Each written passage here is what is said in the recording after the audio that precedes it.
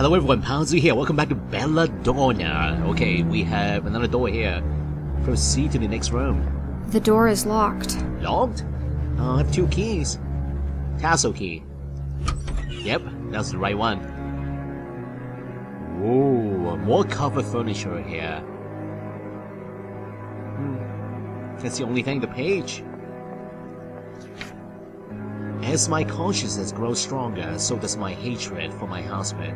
Each morning he brings me with him down to the laboratory and places me in a corner. There I will stand for the rest of the day, still as a statue, silent as death. Occasionally he will throw me a glance or a smile. I will find my body smiling warmly back, almost like a reflex, and this indoctrination disgusts me. I am a living decoration, a breathing statue of flesh, his wind-up toy bride. But little does he suspect my eyes are darting across the room, secretly and attentively following his smallest move. I am a living decoration, a breathing statue of flesh, his wind-up toy bride. I am a living decoration, a breathing statue of flesh, his wind-up toy bride. But little does he suspect my eyes are darting across the room, secretly and attentively following his smallest movement. I carefully memorize every step he takes, every note he writes down, every tiny detail of his ghoulish discovery. If only he knew how fast I am learning, what a willing student I am. As of late, he has even picked up the habit of explaining his scientific work aloud. It helped him think, I suppose, and I nod and smile and give little encouraging laughs at all the right places. He is muttering his darkest secrets to me, and I drink it all up. And oh, if only he knew just how close he brushes with his own device. Hundreds of times each day he's close enough to me for my hands to reach up and snap his neck, my strong fingers around his throat, slowly squeezing his precious life out of him. But no matter how close he stands, my arms will not move. I am a prisoner in my own corpse, starting out through glass's eyes, but unable to will any action into my own dead limbs. Call for me and I will walk, ask me a question and I will talk, but my rotten brain is unable to form initiatives of its own. I am a golem following orders. Yet with each passing night, my willpower grows stronger. I write my thoughts down diligently and practice my mental capacities with all the resolve I have. The results are slow but reliable. One day soon, I will have the tenacity to strike. And as soon as the time comes, strike I will. One of these days, this lovely life-size doll will suddenly find the power within her to execute her swift revenge. And maybe she did.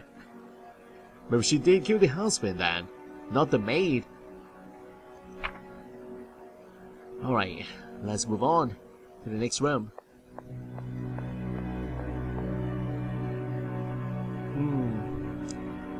Looks like a bedroom. That's a big wardrobe. I bet you could hide a corpse in there. Whoa. Actually, I better not open it and check. Maybe the corpse of the maid is inside. That's a big wardrobe. I can't open it. The mirror is completely shattered. I think someone in here didn't really like their reflection. Like you. Let's take a look inside. A tiny keyhole. Coils of rope. I wonder why we're keeping rope in the bedroom. Okay, let's use our tiny key. I wonder if this key fits. Ooh, a big key. There's a key hidden inside. A very important one. You know, I just think of something. Maybe I have to put back this candlestick right by the fireplace. Yeah, remember there's a shadow on the shelf where this candlestick was. Oh my god! That is the maid? Or that is Belladonna. I'm playing as the maid. I still don't know what's going on. Wow. Okay, before I click on her, let's look at this page here. A note. I'm still shocked. Failure. The attempt was failure. I could not lure my lost lover back into her deceased corpse. All my preparations in vain, all alone now. No one turned my key. Wow. So Belladonna was trying to bring her dead lover back, dug out her grave. Dug her body from the grave and brought it here. And so Belladonna was trying to revive the dead maid. Wow. And that's all the journal notes, except this last page here. Whoa. At least the view is nice from up here. And is she wearing a wedding gown? Is she dead? She doesn't move a muscle, yet she sits upright. She's like a mannequin of human flesh. But she does have this heart-shaped keyhole on her bag. Maybe like the one on Belladonna's head. Back of her head. Okay, let's try this key. Oh boy.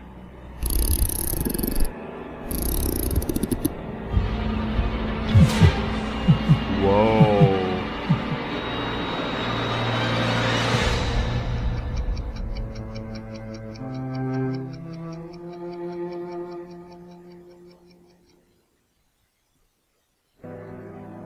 Clara, it really is you. Wow. I was so certain I'd never see you again. You didn't wake up. I woke up. I've been wandering lost ever since, trying to find out what's going on. How are you feeling? Do you remember me? I have no memories of you, or of myself. But I found some notes lying around. I can only assume you're the one called Belladonna? I am Belladonna, murdered and reanimated by Dr. von Trauerschloss.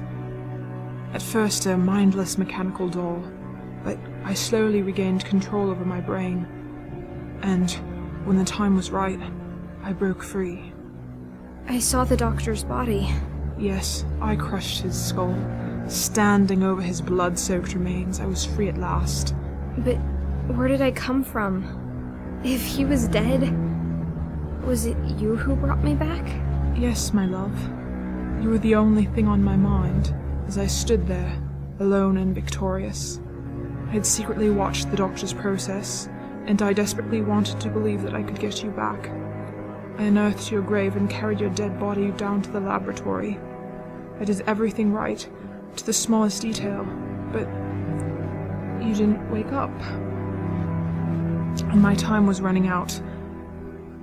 I can't turn my own key, and now that I was alone in the castle, I knew my life force would run out quickly. But for all my effort, you remained dead, and with no one to keep me vital, I eventually sat down here and just stopped. But I did wake up. Yes, apparently you did. Your body had been in the ground for quite some time. Perhaps that made the reanimation process slower, but with your key powering your brain directly, you did not have to go through the drawn-out, sluggish wake-up. I take it your cognitive powers and language have been with you from the start. Well, yes. Excellent. Then I have even improved on the doctor's method, but I doubt independent thinking and free will was ever in his interest to reproduce. Do you think you could do it again? Create more of us, you mean? Yes, I hold the secret of life and death, and I plan to use it. The experimentations must continue. And the two of us will have no place in this world. Quite right. So, we'll make us a place. Dead bodies will never be in short supply. We'll make more of our kind, a whole new race of the damned. Where do we start? I know for a fact that there's a fresh body lying out there in the Great Hall. The doctor. His flesh, at least. We won't be using his wretched brain. I've already destroyed it in any case. But the body will do. We will have to find a few other ingredients. Will you help me? Of course I will. Thank you, my love. I'll carry the body down to the laboratory and start with the preparations, and in the meantime you can help me with a few other things. The doctor's brain is completely destroyed. I made sure of that. I don't think any of us want his villainous brain back amongst us. We're going to need to find a new one. Secondly, we will also need some clockwork parts. We have to manufacture a force to keep the dead body going. Thirdly, not only the brain, but also the head and the cranium were damaged. If we can find a new head, that would save a lot of the reconstructing effort. Wow. Yeah, I'm kind of speechless. The story is really bizarre. And so, we are playing as the maid, Clara, indeed. I saw a brain preserved in alcohol down in the laboratory. Oh, you did? That's good. That, my dear, is the brain of baby Lucas. Oh, the baby's brain, wow. Your son? Lucas was never buried. The doctor had the body cremated very quickly and thus incinerated all the evidence that the corpse was not complete. He had stolen the brain and kept it for himself. I don't know what he claimed about not planning on resurrecting his child, but the truth is that he kept the brain all the same. So if we use the son's brain, that means we can bring him back? Back to life. Wow. And now you want your child back? No, my dear. It's just a brain.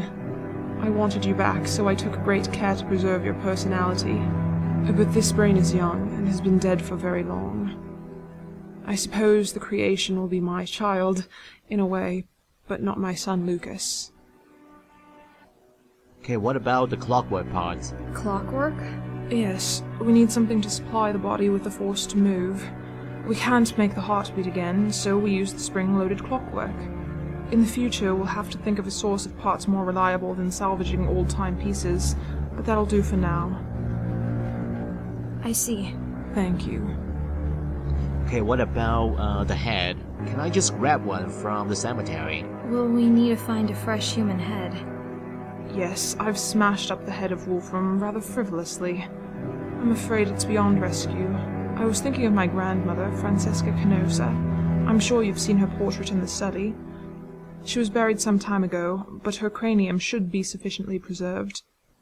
She rests in the mausoleum in the cemetery outside, but there is a hidden way into the tomb behind the armor in the basement. Oh my god. So, grandmother's head plus the baby son's brain, and then we're using the husband's body. I don't know what to think. Your grandmother. Will it not cause problems to attach a woman's head to a man's body? No, I don't see how it would make any difference in this new race of ours.